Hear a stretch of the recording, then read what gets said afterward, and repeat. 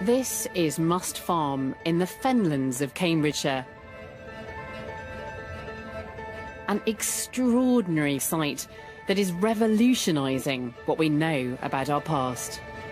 This landscape was once part of the largest wetland in Britain, and deep down it is the waterlogged conditions that have guaranteed the survival of a prehistoric farmstead for 3,000 years. It is an exceptional sight, and I just can't wait to see it. During the Bronze Age, this settlement collapsed into the marshy fens, where it was frozen in time, perfectly preserved, until it was discovered by chance, and this major excavation was launched. This is the crown jewels in terms of what it will tell us about past humanities and about the way people lived in this landscape 3,000 years ago. The level of preservation is so extraordinary, this site has been dubbed Britain's Pompeii. For the first time, we can step inside our Bronze Age ancestors' homes and discover uneaten meals, pristine farming tools, beautiful glass jewellery, and the biggest collection of Bronze Age fabric ever found in Britain. Evidence of the first complete textile making process. This excavation is posing new, intriguing questions. How were the houses built? How did the people survive here? And was their world peaceful or violent? The answers may unlock the mystery of how our ancestors lived. Over 10 months, the archaeologists are working to unearth evidence which they hope will help them to solve this puzzle. But this excavation promises to shed light not only on this ancient settlement, but also on the very roots of our modern world.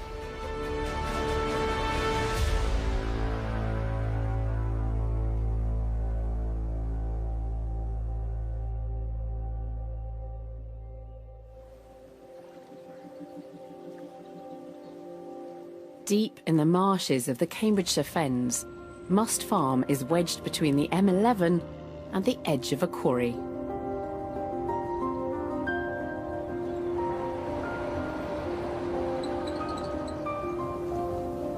The village was built in the Bronze Age, about 1,000 years before the Romans invaded Britain.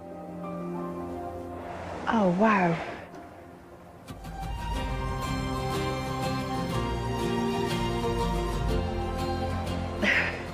Oh, this has just sent a shiver down my spine. This is amazing. I cannot tell you how unusual this is. Most prehistoric sites, you're looking at the sediment, the soil, and you've got to try and imagine what was there. And it's so rare to get wood preserved. Look at this. It's all there, in situ, intact. 3,000 years old.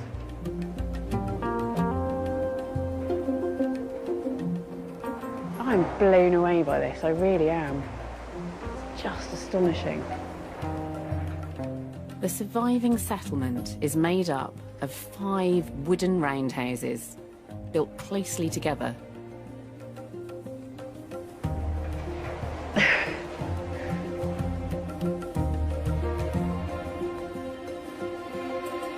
I want to get down in there and have a look. There is so much domestic detail here, we'll be able to piece together how ancient Britons arranged their homes. From cooking to storage to crafts. We can see quite clearly the layout of the settlement from up here. You can make out the posts that delineate these roundhouses, and you can see how the roof timbers, the radiating roof timbers, have fallen down almost in situ. The Pompeii analogy, it's as if we've got a pristine settlement, a pristine image of exactly what was going on within a settlement 3,000 years ago, of a series of households, all of their worldly goods, in 3D.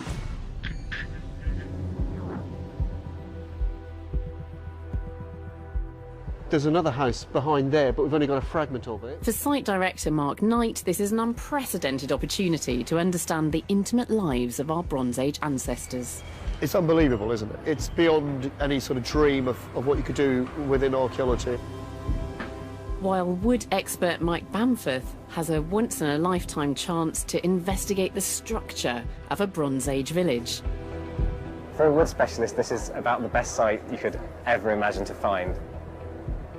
Wood survives in any environment where microbes and bacteria can't go to work on it.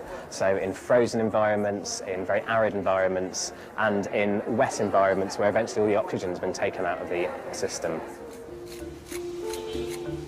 Excavation is a painstaking task that can't be rushed. Every find and piece of wood is carefully cleaned of soil as the layers are slowly stripped away. Exposed to the air for the first time in 3,000 years, the timber will begin to dry out and decay, so it must be kept wet.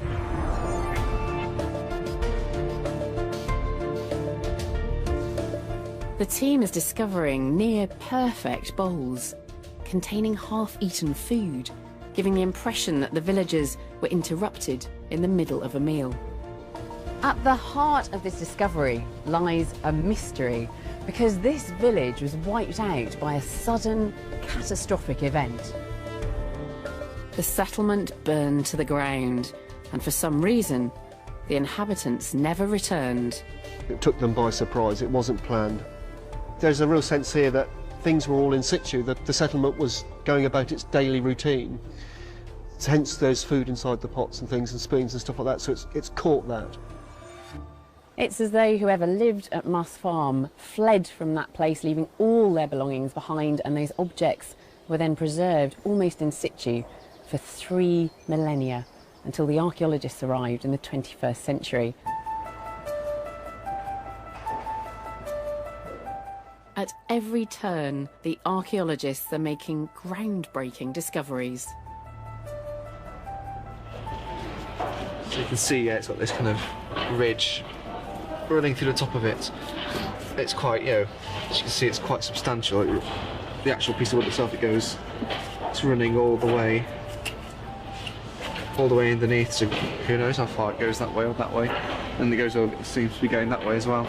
This bit's quite weird as well. It's probably a post, like this one, but the fact it looks like it's kind of connected to this big piece makes it seem as if it's something different. I don't know. As the object is uncovered, it becomes clear that it is something different.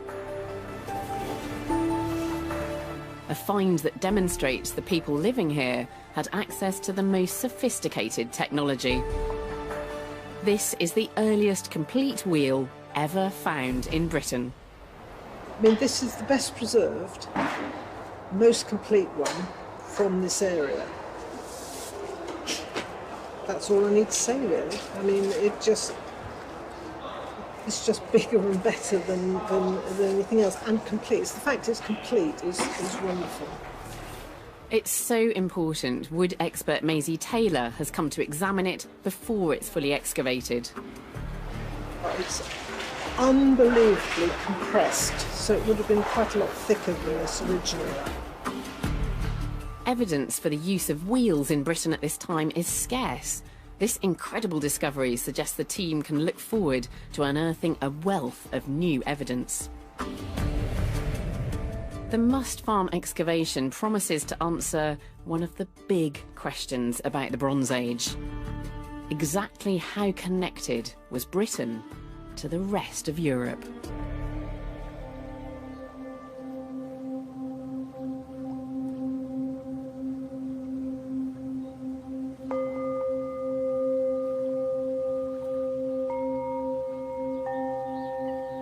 Moss Farm sat in a wetland environment crisscrossed by waterways that to our ancestors 3,000 years ago formed a vital network for communication and trade.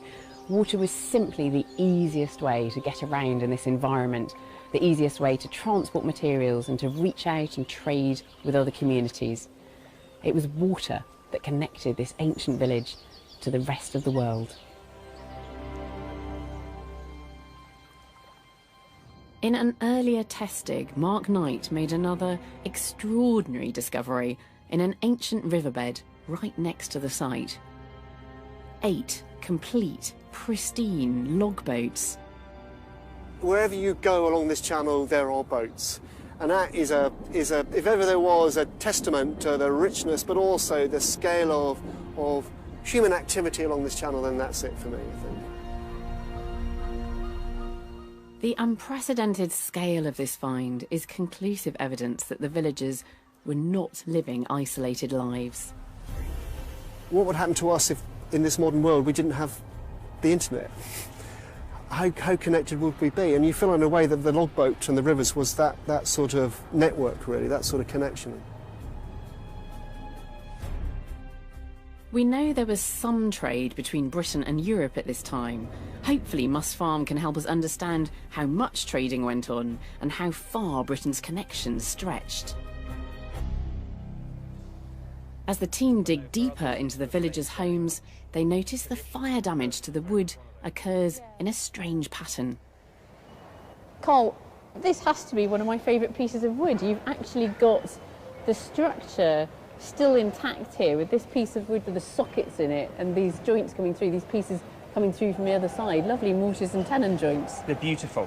This is what I would call differential charring. So you've got some moderate charring, some cracking there of the wood, and some places where there's no charring whatsoever. There's no sign of any fire damage whatsoever. This is just changing. Carl is puzzled as to why timbers higher up in the house are damaged, but those lower down are not.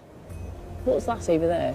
This is a wooden bowl, so it's almost entirely charred, but it's right next to another base plate like this, I think, that's only just touched. So I think what you're looking at there is a difference of height within the structure. So the bowl has been higher up when it's been sat in life in the structure.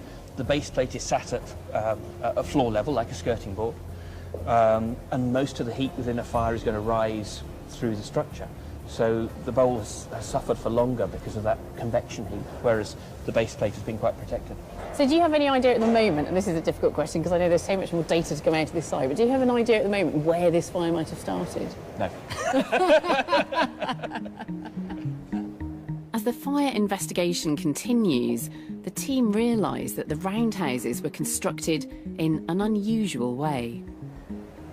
If we look at some of the bigger uprights, so this upright here, there's no signs of any charring on it. It's directly next to large timber members that have charring.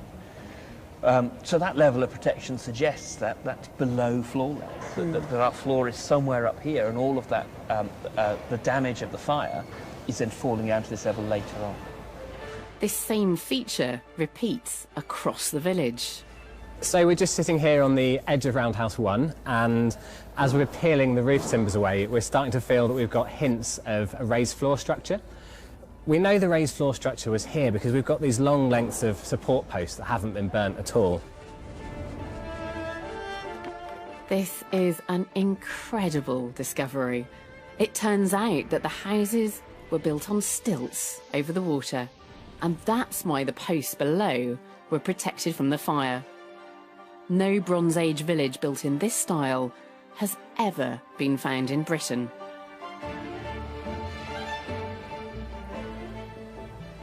We can imagine the floor might be up here, and that dam would actually be underwater.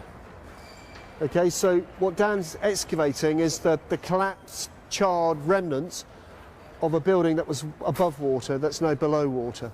So that's why what you see is not particularly in order, it's quite chaotic, but in that chaos there's lots of indications or attributes of what was going on up here. So we're seeing timbers that are worked and are charred, but we're also seeing these sort of thatchy clumps and matted-like materials and things, as if we've got the flooring as well as the thatch above the roof as well. So it's trying to disassemble that.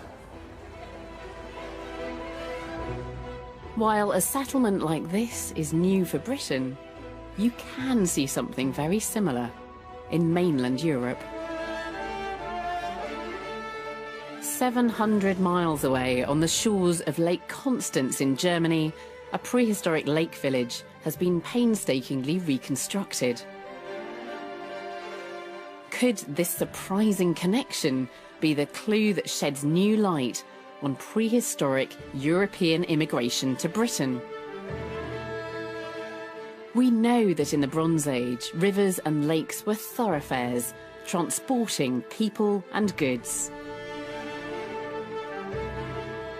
That's why many villages around the Alps were built over water.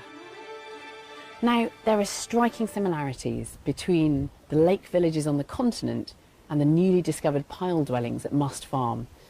So is it possible that the knowledge of this way of construction and indeed this way of life came to England from mainland Europe?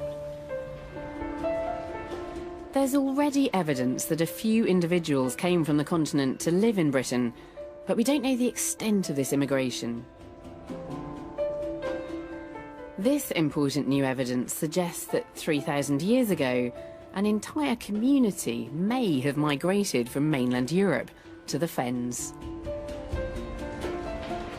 So we could imagine the pile dwellers of Switzerland or the Alpine region, or the people that lived on the rivers of Holland being the very people that came and occupied this space, because it was the space that they were already adept at adapting to or inhabiting. So they already had the technology. They didn't invent it because of the change in the environment. This was their texture.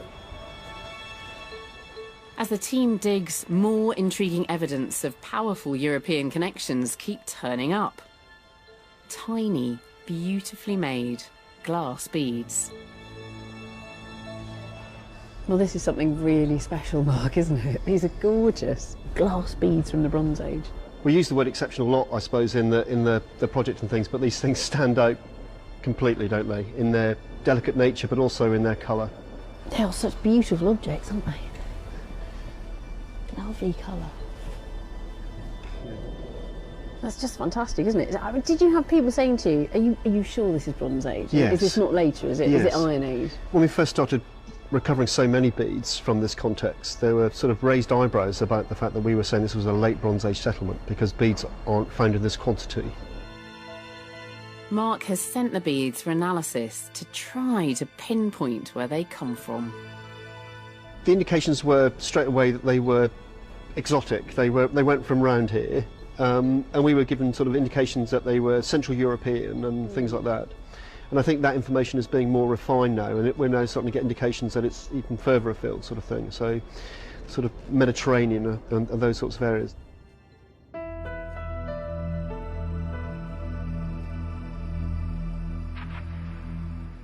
Finds like this are clear evidence that the villagers imported luxury goods from Europe. But the archaeologists would like to know how much they traded and from how far away.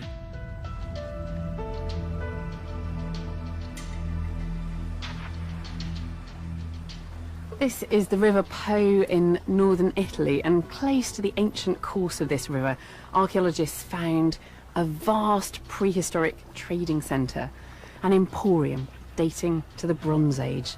Raw materials were imported from across the known world and worked up into finished objects for export. It was production and commerce on an industrial scale. The site is known as Fratercina. Professor Mark Pearce from the University of Nottingham has come to interpret some of the incredible finds for me. Mark, this is such a wonderful collection of objects from Fratercina. What do they tell us in terms of the connections of this place? Oh, amazing. This is a connection that goes from the far end, the eastern end of the Mediterranean, right up into Central Europe. This is a centre of the world in the Bronze Age. It's exciting.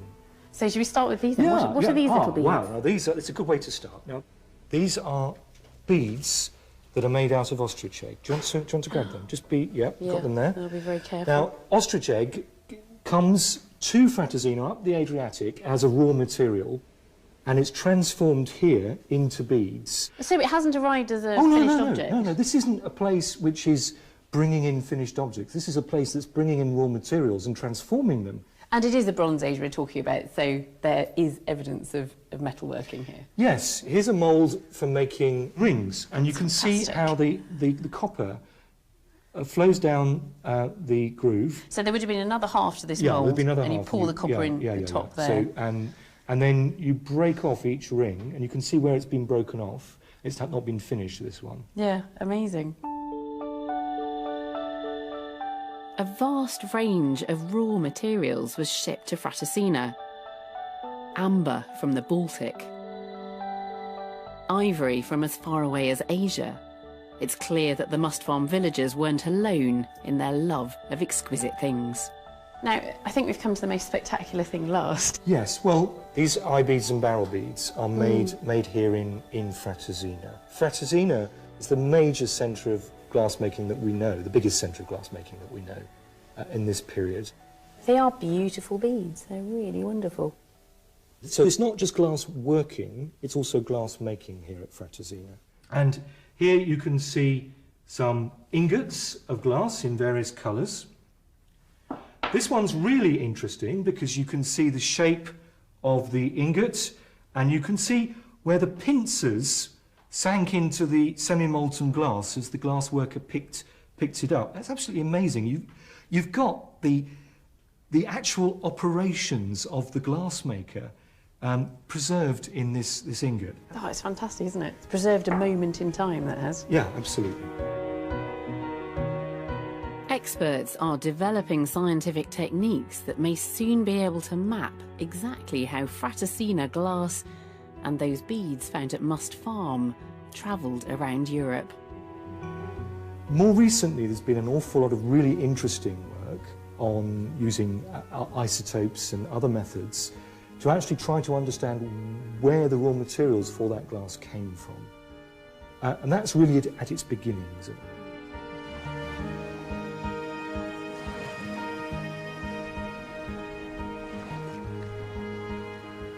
Sites like Fratesina are fascinating in their own right. It's amazing to think of people 3,000 years ago manufacturing all those goods and trading across the known world. The fact that we've got amber from the Baltic or the North Sea coming here, ivory from Africa or Asia. But I'm really intrigued by the glass beads. Might it be possible to find a signature for a Fratesina bead so that if one turns up in another archaeological site, we'll be able to tell exactly where it came from? We're starting to map these connections across the ancient world in a way that's never been possible before. The Must Farm villagers possessed not only locally made goods, but exotic luxury items. But this was a world before money. So what could they have been exchanging in return? We found this bladed object, which we think is a sickle. It's interesting because you can sort of see it's shiny still, which is really the unique thing about this site, that stuff's so well preserved that it comes out the ground shiny, which is pretty amazing.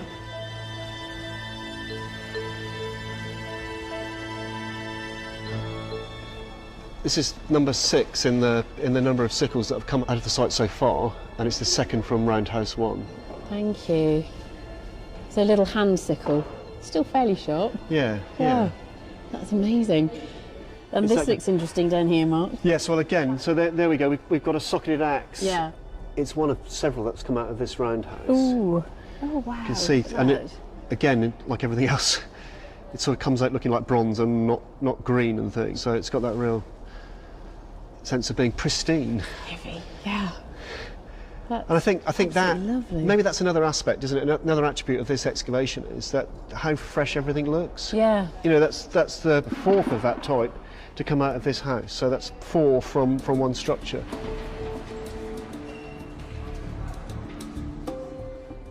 Metal started to be used in Britain during the Bronze Age, so tools that had once been flint could now be reimagined in this exciting new material. The incredible quantity of the metal tools found at Must Farm shows that the villagers farmed on a grand scale. The discovery of bronze was a technological revolution. It would transform life in so many ways. People had been farming since the beginning of the Neolithic, but the advent of bronze meant better tools, changes in farming practice, and an intensification of agriculture. Britain never looked back.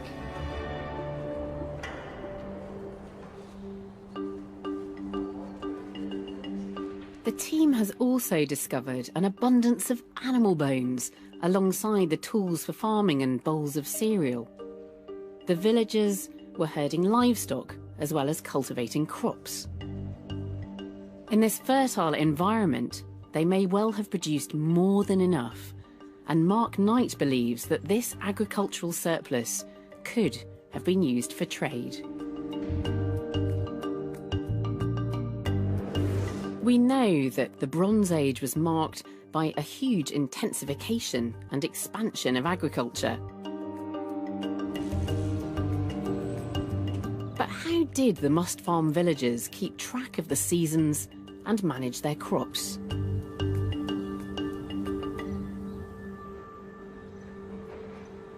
An intriguing clue can be found in the state of Saxony-Anhalt, central Germany, in the modern city of Halle.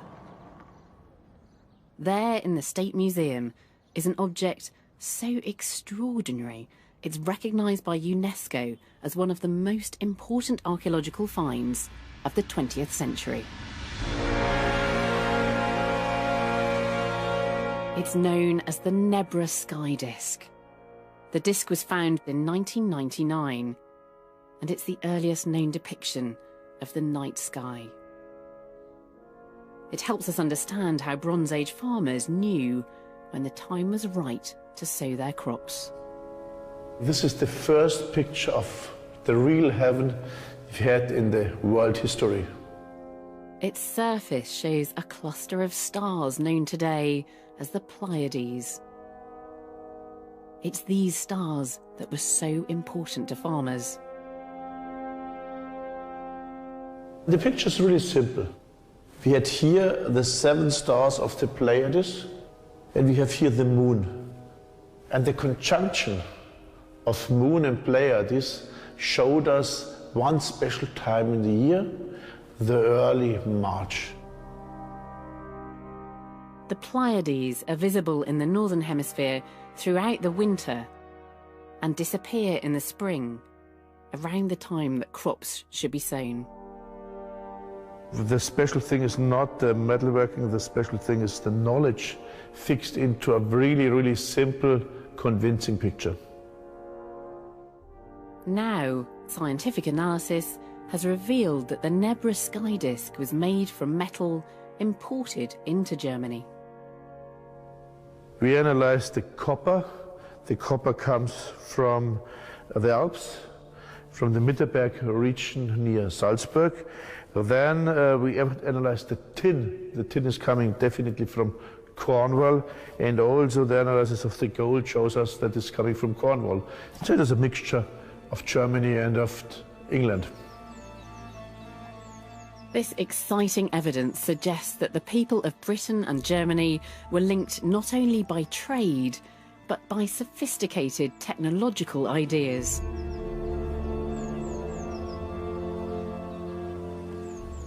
Modern scientific techniques like the chemical analysis of metal are proving just how dynamic and connected Europe was 3,000 years ago. The demand for metals and for luxury goods led to a system of exchange that prefigured modern international trade. And these connections would have a profound impact on the developing culture of Europe.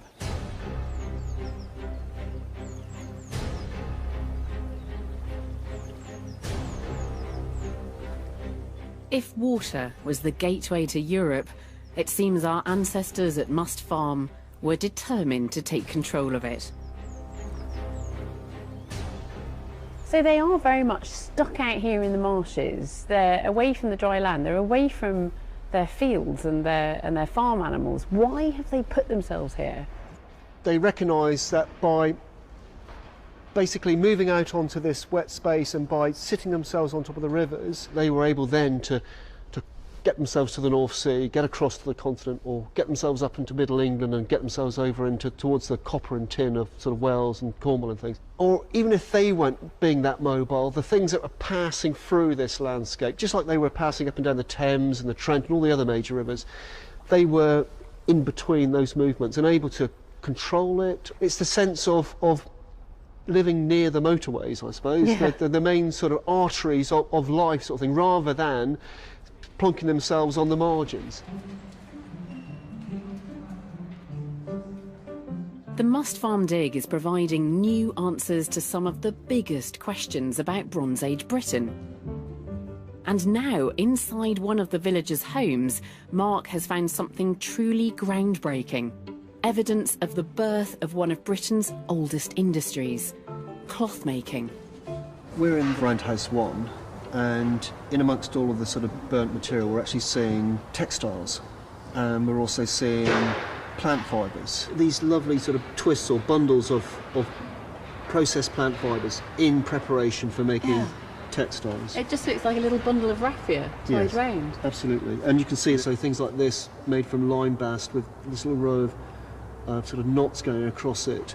What's lime bast? Lime bast is the fibres behind the bark of a lime tree, which you can process and really make quite fine textiles from and things. So, I mean that there could be part of a soft, flexible basket. It could be a mat. It could be a cape. It's really frustrating, but wonderful to have it. Yes. It is incredible that these waterlogged conditions can preserve textiles for 3 millennia. The piece to your right there, in close-up, it's very finely woven plant textiles. I don't know, there's a magnifying glass if that helps. But It's fabric. it is fabric, and it's, to all intents and purposes, it looks like the stuff that my trousers are made out of. You know what I mean? Yeah, It's that sort of finely woven. Yeah, I feel ashamed to say it, but I think I would have expected any textiles that these people had in their possession to be more like sackcloth, to be something fairly crude. Yes. And this is far from crude. That's absolutely beautiful. How amazing to think that that's a piece of cloth that survived for 3,000 years. Absolutely.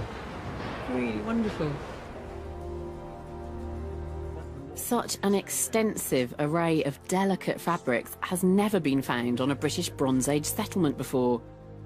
To find out just how important they are, Mark is calling in textile expert Dr. Susanna Harris.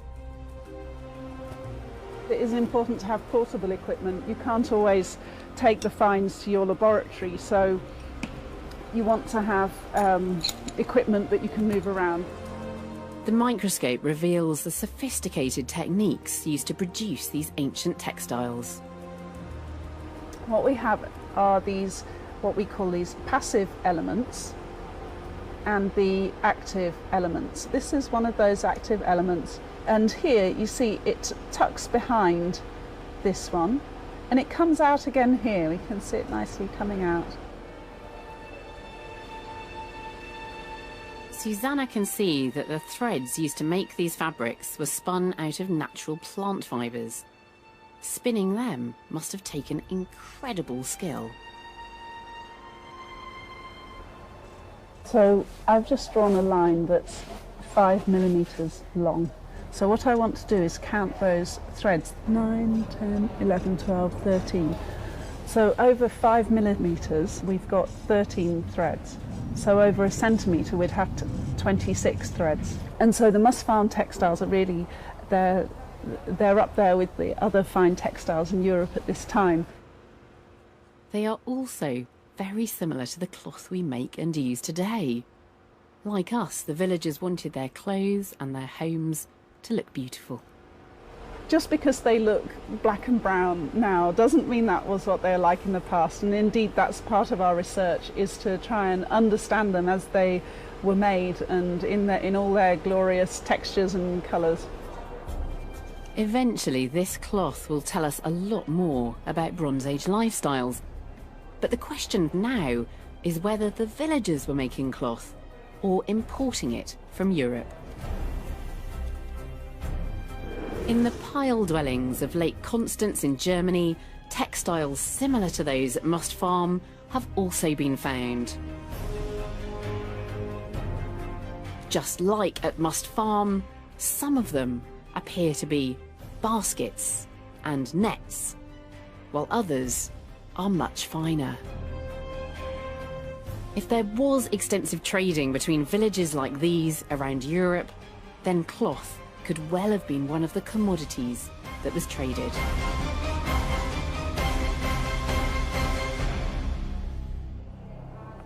But as work progresses at Must Farm, the team discovers something never seen before in Britain, a full set of the tools needed for cloth making. And there's this rather large object here. What's that? Okay, so the sort of thing that looks a bit like a cricket bat is being known as a cloth beater, and the idea is that this is an object that you are hitting the flax stems with in order to turn it into plant fibres. It's actually sitting in a groove. Yeah.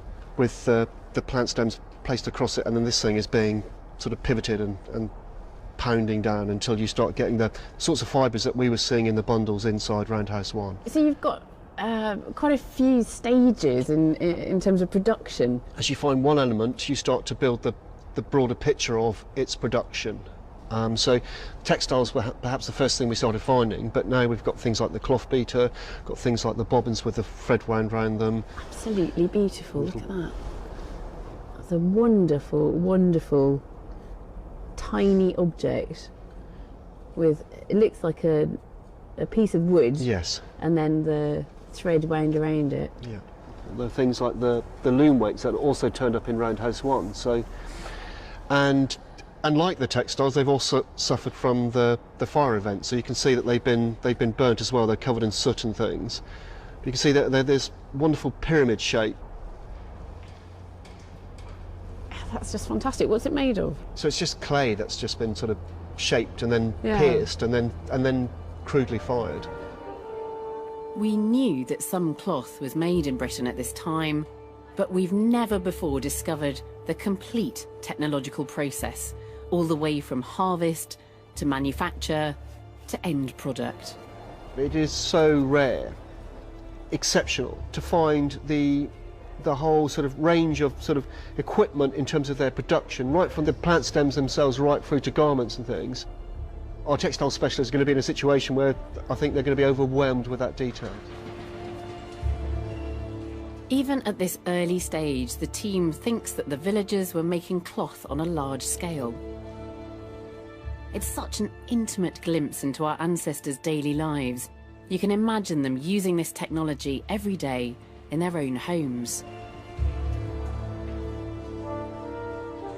But why were these homes, along with all those valuable tools, abandoned? The answer to that mystery could be found in the charred timbers of the roundhouses. Forensic archaeologist Dr. Carl Harrison is working to discover how the fire spread and whether it was an accident or started deliberately. We're getting very similar charring patterns that you might expect within a modern structure. And if that's the case, then we can make use of fire investigation techniques that we might normally associate with crime scenes, with fire scenes, to work out hopefully where it started or how it spread through the building. That might tell us more about how the building's put together in the first place. So you're applying what you know about how a building would burn today and applying that to a structure 3,000 years ago? Yeah, that's the idea, yeah. I'm not a fire investigator, I'm a forensic archaeologist, but the main area of interest that I have is in adapting those techniques to the archaeological record, and where we have an opportunity where the preservation is so good, it's so unusual in a British environment to actually work with timbers like this, then we can really start to use those techniques to their utmost.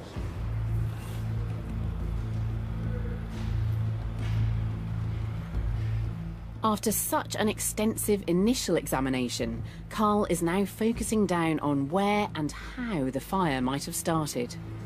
I think as we investigate further and we understand how the fire developed, we'll know a little bit more then about whether what we're looking at is a fire that ignites and begins and develops in this structure and then spreads across to the other, or whether we've got two separate fires that both start within the structures, in which case that suggests much more that there's an intentional desire to burn. If it's an accident, we would expect it to be an accident in one place and for it to spread across the site. If it's intentional, then maybe we'll have multiple fire points. The archaeologists also want to discover how fast the fire spread and how long the villagers had to escape. The next stage in the fire investigation is the construction of an experimental roundhouse.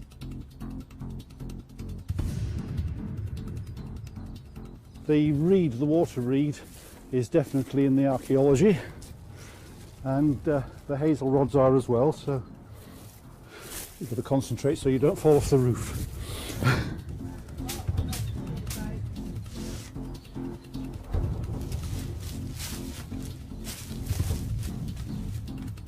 Once it's complete, Carl and his team will set it alight and track the intensity and pattern of the flames. This experimental roundhouse retains the fundamental features of the must farmhouses. All the key structural elements are here. There's a ring of supporting posts, and the principal rafters are coming down from the roof apex, and they're balancing on those principal posts. It's tied together in a circular hoop to the purlins, and these are in place to help hold the thatch up. If the fire was deliberate, then what was the reason behind it? As the team dig deeper, they're beginning to believe that there was a darker side to life here. They're discovering that the inhabitants built a fence around their village. There's an ash palisade running right around the edge of the settlement. These ash posts standing shoulder to shoulder with occasional oak posts, and we don't know how high they stood, but probably above head height. Mark Knight suspects that this fence wasn't just for show. There is something about the fact that they're in a landscape where they've detached themselves from the dry land, where they put a barricade around themselves, so there is a sense of an enclosure. It has that sense of a potential defensive nature about it. We don't know much about how Bronze Age villages like this might have defended themselves. If the fence was needed for protection, the team would hope to find further evidence. So this find is intriguing. Yesterday we found a bronze sword. Normally when we find bronze, it's green and crusted over, but because of the excellent preservation at the site, this is sort of like the actual bronze colour that we can see here. The discovery is immediately exciting because it's in the Bronze Age that swords first appear.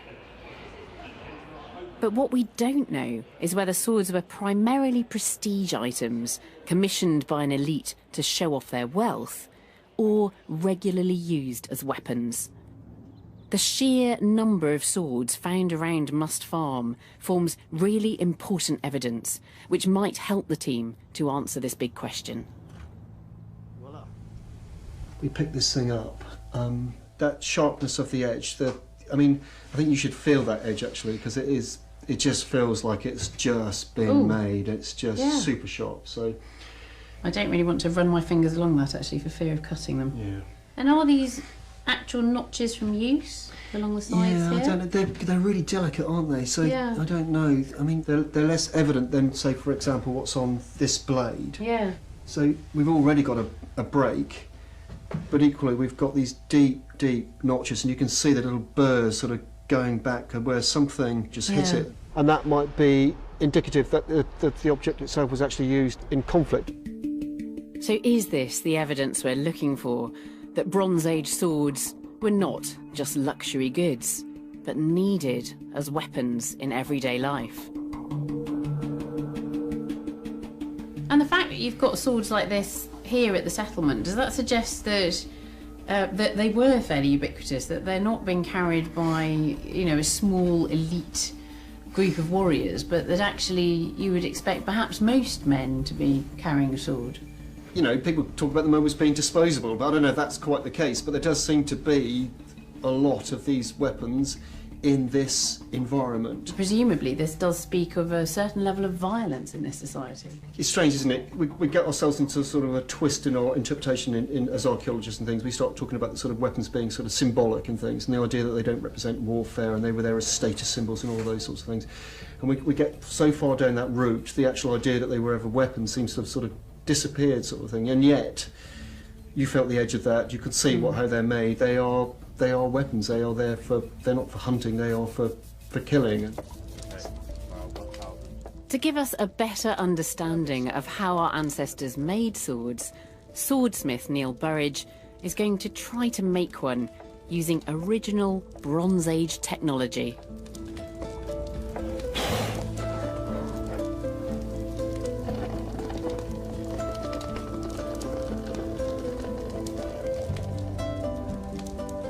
This is a nervous point for me. The mould's parted at the top, so that's not too bad, so I'm just going to top it up a little bit. But hopefully, very skilled. I'm probably the most experienced person in Europe at this, and I'd say I scratch a 1 on a Bronze Age scale of 10.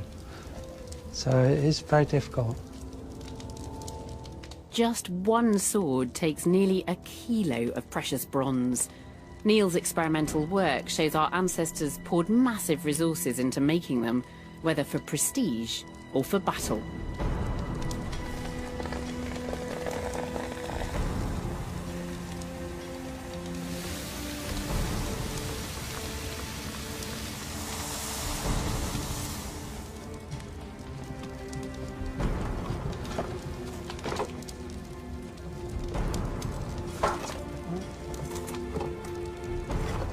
So you can see the more fragments have broken off. And you can see the sword casting. So it's not bad for a first attempt. I think the mould parted a little bit more as I expected, so it's increased the width of the sword. So it's, in Bronze Age terms, it's a bit heavy. They would have gone, nah, I don't fancy that one. It's a case of working the surface down on the blade to bring it up to something like this. So they would work on it, polishing. They use something that's locally available. The next most important stage is forging the edges down to a thin wafer. This is very skilled, and it's done with anvils and hammers. When we find them in excavations, they're usually green and corroded and not very attractive, but probably in the Bronze Age, when sword is finished, it looked like this. Beautifully polished, handle, decorated blade, and very sharp edges.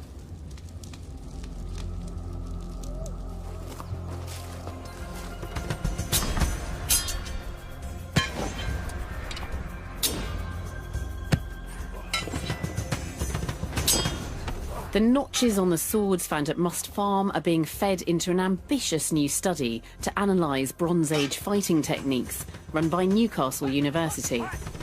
This starts far apart and immediately moves close.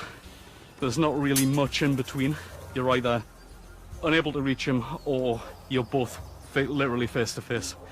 And it's a very exciting way to fight, certainly. Dr. Andrea Dolfini is studying hundreds of British Bronze Age weapons.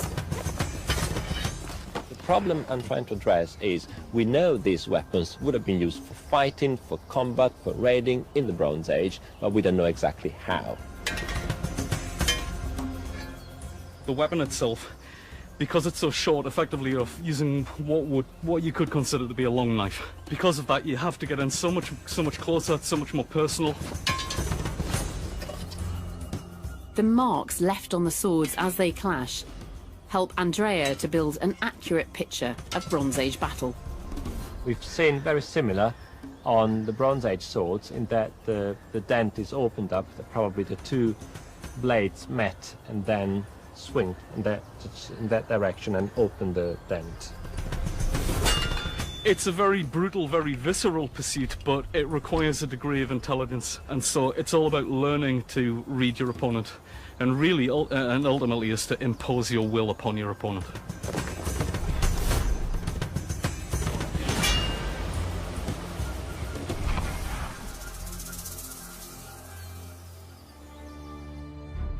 It does now appear that the Must Farm villagers were warriors as well as farmers.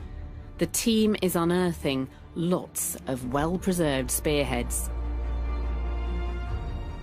And it's interesting that they're all occurring along the inside of the palisade. So in your mind's eye, what you start doing is you've got people stood there with their spears sort of keeping guard and things like that. So who knows? But it reminds us that this world wasn't necessarily one of just baskets and pots and roundhouses, but also was a world where that you felt that necessary to have a sword and a spear. The evidence from Must Farm suggests that 3,000 years ago, Britain could have been a violent place. So is it likely that the fire that destroyed the village was started deliberately?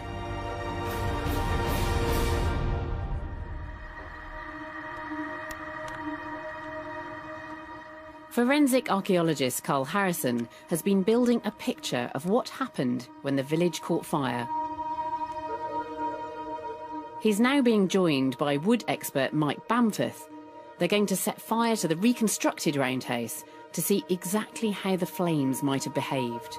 I've come with some temperature monitors and a monitor that will give us an indication of the amount of radiant heat that's going to escape from the building sideways, so that should help us understand how fire might have spread at Must Farm, perhaps.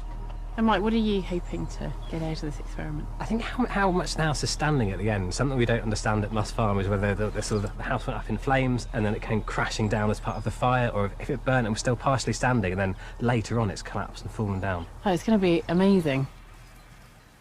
Carl believes that the fire started inside a house, so that's what he's recreating. The flaming energy that's going to come off this when it's lit is going to be sufficient to carry the fire up to the roof. In discovering how fast the fire spread, Carl can also build a picture of how long the villagers had to escape.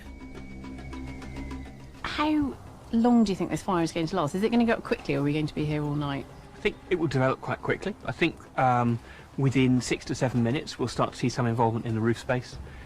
30 minutes and I'd expect the roof to be totally involved and then starting to collapse. There's the speed of ignition up to the roof, and you can already see the yellowing smoke that's starting to come out on this side in particular. The fire takes hold much faster than Carl expected. That's so quick. Yeah, scary. It just... Wow. That's a lot. Quite warm.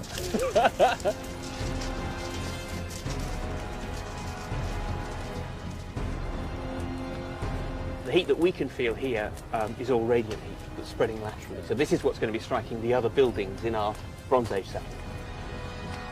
With houses so close together, the whole village would have gone up incredibly fast. Well, you can see that the roundhouse shape is sort of making it cyclone. That's cold air being I can drawn see in. embers Yeah. spiralling round inside it there. You can imagine panic sweeping through the settlement, the villagers running in terror, forced to leave their precious homes behind. Oh, it suddenly got really hot. The roof's just falling completely cold. So that has been quick. How long, do you know what time we started the fire? I think that can only be 10 minutes, really. Yeah, it's can't be not much more long, than is that it? at all.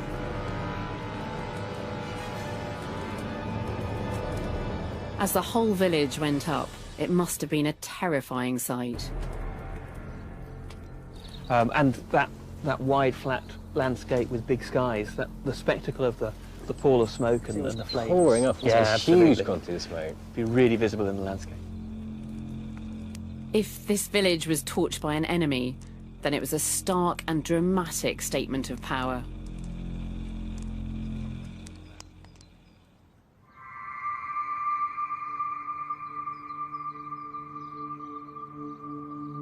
The weight of evidence does seem to point towards a violent attack.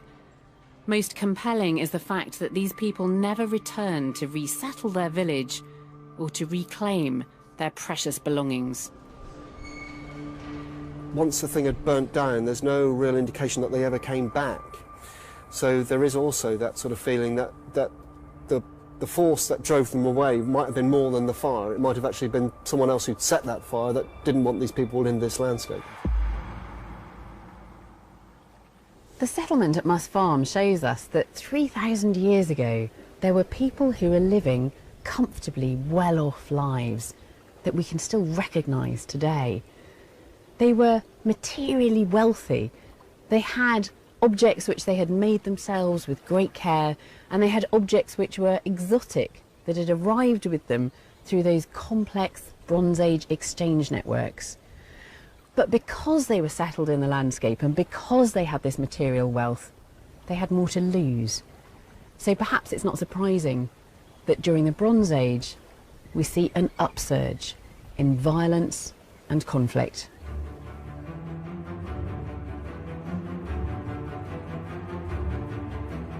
The excavation at Must Farm has vastly expanded our knowledge of Bronze Age Britain and taken us closer than ever before to the people who lived there. We've discovered the Must Farm villagers had the creative and practical skills to make fine textiles that rivaled anything found across Europe, using tools that are at the root of modern industry. What they couldn't make, they could acquire, because this village was connected to exchange routes that stretched across Europe and beyond.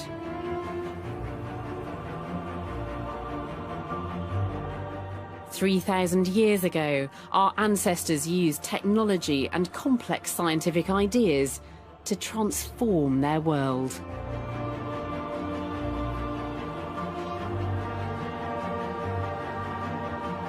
After the team finishes their work, what's left of the village will be buried once again. But this isn't the end of the Must Farm adventure. The more intensive our excavation programme becomes, the more we're seeing. The more you dig, the more questions that come up, the more detail comes out. Every moment, another object comes up with a new story, sort of thing. So we are in the throes of completion. But in the knowledge that a lot of the materials here will go on to another stage, so they'll be under microscopes, they'll be in laboratories, they will be sliced and examined and measured, and if anything, the story that you've been given so far today will be enriched. There will be colour, there will be texture that will come out that will transform elements of our story as well.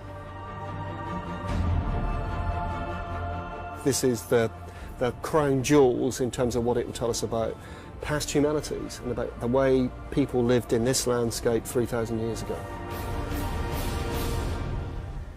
The story of Must Farm has only really just begun to be told, and there will be a huge amount of work left to do after the excavation has finished.